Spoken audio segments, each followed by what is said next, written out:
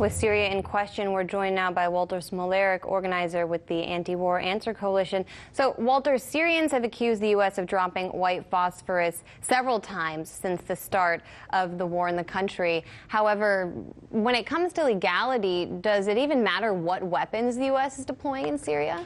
Right. Well, I think the first thing to say is that it's an absolute outrage that the United States is employing these types of weapons. White phosphorus is a horrific weapon. It's banned internationally. It causes just, terrible death and injury. But I think it's true that, all U.S. airstrikes, all U.S. military actions in Syria are illegal under international law because it's an act of aggression. They're operating without the permission of the sovereign government of Syria. And so I think when we look at these different atrocities committed by the United States, whether it's the use of weapons like white phosphorus, banned chemical weapons like white phosphorus, or airstrikes that kill many, many civilians, I think all of it should be placed under the same banner of illegality, of wanton disrespect for Syrian sovereignty. And Syria certainly isn't the only country whose sovereignty the United States disrespects in the region.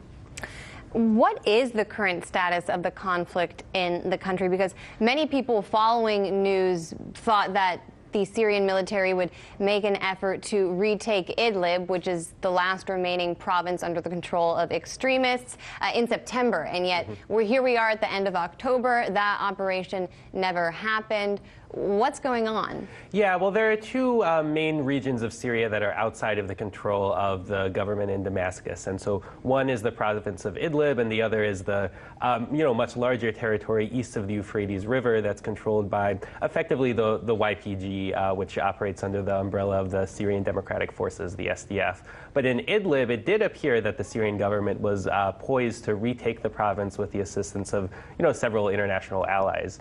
What happened was at what appeared to be the very last minute, a diplomatic agreement was reached whereby a buffer zone would be set up. And there would be two conditions for the buffer zone. One, that all forces withdraw their heavy weapons from the vicinity of the buffer zone. And it also involved the expulsion of quote-unquote extremist groups from Idlib province. So extremist is a very broad term. You can understand it in several different ways. What it meant in this case was that effectively Al-Qaeda in Syria. Al-Qaeda has gone through several different organizational iterations. Now it's called HTS. They would basically have to leave. And where do they go?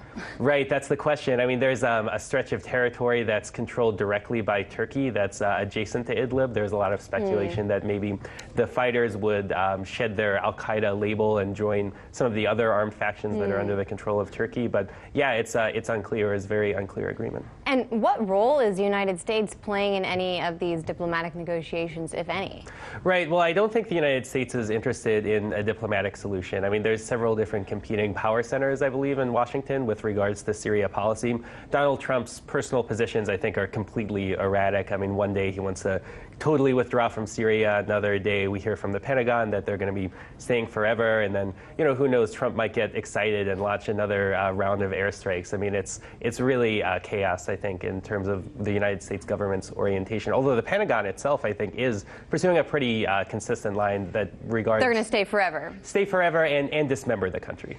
And very briefly, if you can talk about, as the country sees an actual end to this war, it's going to have to start thinking about rebuilding. Who is poised and equipped to have a stake in that process? Right. Well, I think the Syrian government would prefer that the countries that assisted it survive, basically, that really rescued it in this civil war would be the ones that are primarily involved in the economic reconstruction. So that's Russia and Iran, principally.